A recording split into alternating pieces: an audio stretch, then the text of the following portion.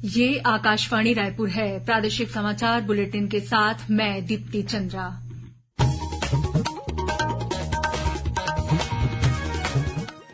और अब पेश है आज के मुख्य समाचार। लोकसभा चुनाव के पहले चरण के लिए अधिसूचना जारी। इसी के साथ छत्तीसगढ़ की बस्तर सीट के लिए नामांकन भरने का सिलसिला शुरू। चुनाव आयोग ने लोकसभा चुनाव के दौरान विभिन्न माध्यमों से प्राप्त शिकायतों के निराकरण के लिए कंप्लेंट मॉनिटरिंग सिस्टम सॉफ्टवेयर तैयार किया। अग्निवीर भर्ती रैली में शामिल होने के लिए उम्मीदवार 22 मार्च तक कर सकते हैं आवेदन। अब तक 18,000 युवाओं ने कराया पंजीयन।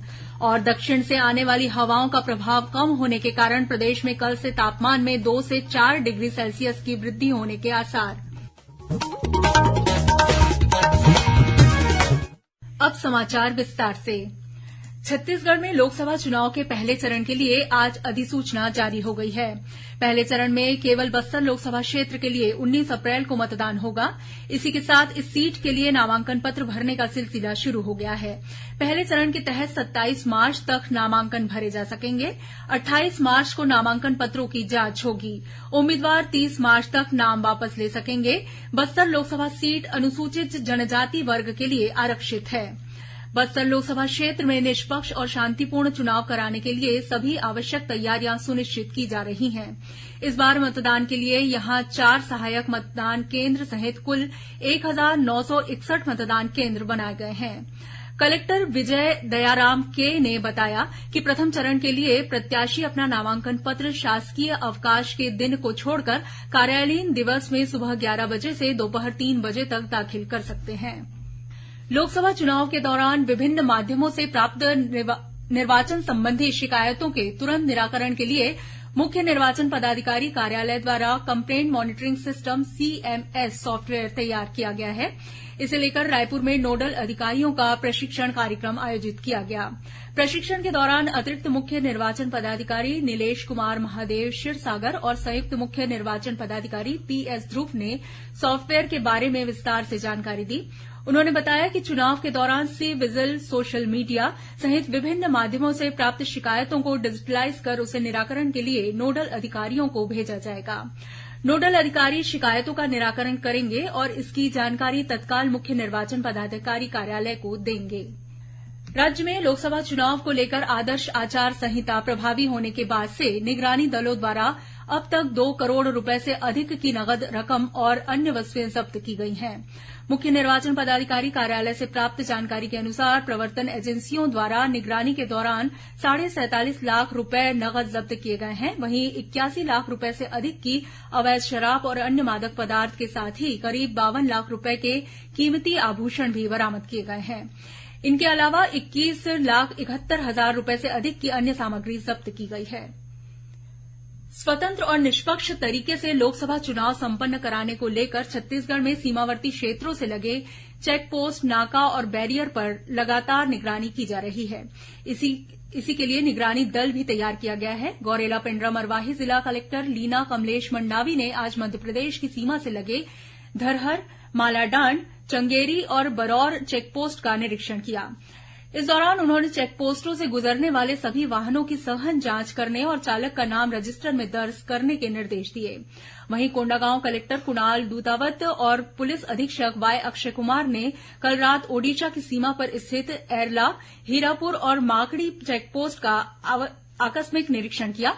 इस दौरान उन्होंने वाहनों की जांच करने के साथ ही वीडियोग्राफी करने के निर्देश भी दिए। लोकसभा चुनाव में 100% मतदान को लेकर राजनांदगांव जिले के सभी विकासखंडों में स्वीप मतदाता जागरूकता कार्यक्रम का आयोजन किया जा रहा है। जिला पंचायत की मुख्य कार्यपालन अधिकारी सुरुचि सिंह ने बताया कि डोंगरगांव विकासखंड में आयोजित स्वीप मतदाता जागरूकता कार्यक्रम में मितानिनों को अनिवार्य मतदान के लिए शपथ दिलाई गई और उन्हें आवश्यक मार्गदर्शन भी दिया गया। छत्तीसगढ़ तेलंगाना के सीमावर्ती क्षेत्र में सक्रिय 8 लाख रुपए के इनामी माओवादी ने आज सुकमा पुलिस के समक्ष आत्मसमर्पण कर दिया है। इस माओवादी ने सुकमा पुलिस द्वारा चलाए जा रहे पूना नरकोम अभियान नई सुबह नई शुरुआत से प्रभावित होकर पुलिस अधीक्षक किरण चौहान और सुरक्षा बलों के वरिष्ठ अधिकारियों के समक्ष बिना हथियार के आत्मसमर्पण किया। आत्मसमर्पित माओवादी को राज्य शासन की पुनर्वास नीति के तहत प्रोत्साहन राशि और अन्य सुविधाएं दी गई। प्रदेश कांग्रेस अध्यक्ष दीपक बैज ने कहा है कि कांग्रेस ने केंद्र में सरकार बनने पर महिलाओं के लिए महालक्ष्मी योजना लागू करने का वायदा किया है, जिसमें हर महिला को 1 लाख रुपए सालाना देने की गारंटी है। उन्होंने अपने एक बयान में कहा कि कांग्रेस ने मनरेगा मजदूरों का पारिश्रमिक 400 रुपए करने की गारंटी दी है। साथ ही उनकी पार्टी ने 30 लाख युवाओं को सरकारी नौकरी देने का वादा किया है। वहीं स्वरोजगार को बढ़ावा देने हर जिले में 5,000 करोड़ रुपए का स्टार्टअप भी कांग्रेस बनाएगी। दूसरी ओर भाजपा विधायक मोतीलाल साहू और पुरंदर मिश्रा ने आरोप लगाया है कि कांग्रेस की देश में अपनी कोई साख नहीं बची है। अब वो देश की जनता को 5 न्याय की गारंटी दे रही है, जो महज चुनावी सब्जबाग है। उन्होंने अपने बयान में कहा कि देश में सिर्फ एक ही गारंटी चलती है और वो है मोदी की गारंटी। यह प्रधानमंत्री नरेंद्र मोदी की ही नीतियों का ही असर है कि आज भारत विश्व की 5वीं सबसे बड़ी अर्थव्यवस्था बनने जा रहा है। लोकसभा चुनाव की तैयारियों को लेकर भारतीय जनता पार्टी की विभिन्न समितियों और विभागों की एक बैठक कल रायपुर स्थित पार्टी के प्रदेश मुख्यालय में हुई। बैठक में पार्टी के प्रदेश सह प्रभारी नितिन नबीन ने सभी पदाधिकारियों और कार्यकर्ताओं से प्रदेश की सभी 11 सीटों पर भाजपा की जीत सुनिश्चित करने के लिए रणनीति बनाकर कार्य करने पर जोर दिया। उन्होंने पार्टी द्वारा अब तक किए गए संगठनात्मक कार्यों की समीक्षा करने के साथ ही आगामी कार्यक्रमों की रूपरेखा भी तय की। इस मौके पर भाजपा के प्रदेश अध्यक्ष किरण देव भी मौजूद थे। लोकसभा चुनाव को लेकर विभिन्न पार्टियों ने अपना प्रचार अभियान शुरू कर दिया है। इसी कड़ी में कांग्रेस के छत्तीसगढ़ प्रभारी सचिन पायलट अपने 2 दिवसीय दौरे पर कल रायपुर पहुंचेंगे। वे कल जांजगीर में आयोजित लोकसभा स्तरीय कार्यकर्ता सम्मेलन में हिस्सा लेंगे। इसके बाद श्री पायलट कार्यकर्ताओं की बैठक भी लेंगे। वहीं 22 मार्च को वे रायपुर में स्थानीय कार्यक्रम और कार्यकर्ताओं की बैठक में हिस्सा लेंगे। उधर भाजपा के छत्तीसगढ़ सह प्रभारी नितिन नबीन भी कल जांजगीर का दौरा करेंगे। इस दौरान वे कार्यकर्ताओं की लोकसभा स्तरीय बैठक लेंगे। अग्निवीर भर्ती रैली में आवेदन करने की अंतिम तिथि 22 मार्च है। प्रदेश से अब तक लगभग 18,000 उम्मीदवारों ने इस रैली के लिए अपना पंजीयन कराया है। इच्छुक उम्मीदवार भारतीय सेना की आधिकारिक वेबसाइट पर जाकर अपना पंजीयन करा सकते हैं। इस संबंध में अधिक जानकारी के लिए नवा रायपुर स्थित सेना भर्ती कार्यालय से संपर्क किया जा सकता है। प्रदेश में पिछले 2-3 दिनों के दौरान हुई बेमौसम बारिश और ओलावृष्टि से कई जिलों में फसलों को नुकसान पहुंचा है। बिलासपुर कलेक्टर अवनीश चरण ने अधिकारियों को फसल क्षति का सर्वे कर जल्द रिपोर्ट प्रस्तुत करने को कहा है। उन्होंने राजस्व और कृषि विभाग के अधिकारियों को मुआयना कर मुआवजा प्रकरण बनाने के निर्देश भी दिए हैं। जिले में बेमौसम बारिश का ज्यादा असर बिल्हा, बोदरी, मस्तूरी और बिलासपुर तहसील में हुआ है।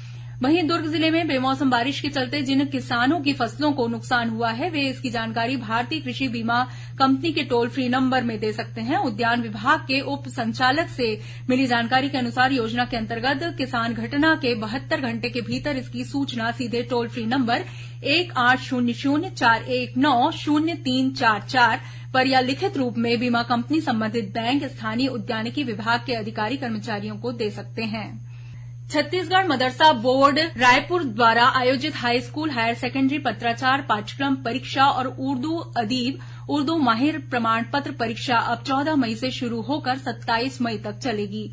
परीक्षा का समय सुबह 9 बजे से दोपहर 12 बजे तक निर्धारित है। छत्तीसगढ़ मदरसा बोर्ड के प्रभारी सचिव पीपी द्विवेदी ने बताया कि प्रदेश में होने वाले लोकसभा चुनाव को देखते हुए परीक्षाओं की समय सारिणी में संशोधन किया गया है। और अब पेश है मौसम का हाल। प्रदेश में पिछले 2 दिनों से बारिश होने के कारण तापमान में कमी आई है। हालांकि कल से मौसम के शुष्क रहने की संभावना है। मौसम विभाग के अनुसार दक्षिण से आने वाली हवाओं का प्रभाव कम होने के कारण कल से दिन के तापमान में 2 से 4 डिग्री सेल्सियस की वृद्धि होने के आसार हैं। अब कुछ खबरें संक्षेप में। संघ लोक सेवा आयोग यूपीएससी की सिविल सेवा प्रारंभिक परीक्षा अब 16 जून को ली जाएगी। आयोग ने लोकसभा चुनाव के कारण परीक्षा की तारीख में फेरबदल किया है। पहले यह परीक्षा 26 मई को आयोजित होने वाली थी। राज्यपाल विश्वभूषण हरिचंदन ने आज राजभवन में आयोजित समारोह में नवनियुक्त राज्य सूचना आयुक्त नरेंद्र कुमार शुक्ल और आलोक चंद्रवंशी को पद और गोपनीयता की शपथ दिलाई। और राज्य शासन ने होली पर्व पर 25 मार्च को शुष्क दिवस घोषित किया है। इस दौरान सभी प्रकार की मदिरा दुकानें बंद रहेंगी। अंत में मुख्य समाचार एक बार फिर। लोकसभा चुनाव के पहले चरण के लिए अधिसूचना जारी। इसी के साथ छत्तीसगढ़ की बस्तर सीट के लिए नामांकन भरने का सिलसिला शुरू। चुनाव आयोग ने लोकसभा चुनाव के दौरान विभिन्न माध्यमों से प्राप्त शिकायतों के निराकरण के लिए कंप्लेंट मॉनिटरिंग सिस्टम सॉफ्टवेयर तैयार किया। अग्निवीर भर्ती रैली में शामिल होने के लिए उम्मीदवार 22 मार्च तक कर सकते हैं आवेदन। अब तक 18,000 युवाओं ने कराया पंजीयन। और दक्षिण से आने वाली हवाओं का प्रभाव कम होने के कारण प्रदेश में कल से तापमान 2 से 4 डिग्री सेल्सियस की वृद्धि होने के आसार। इसी के साथ प्रादेशिक समाचार बुलेटिन समाप्त हुआ। नमस्कार।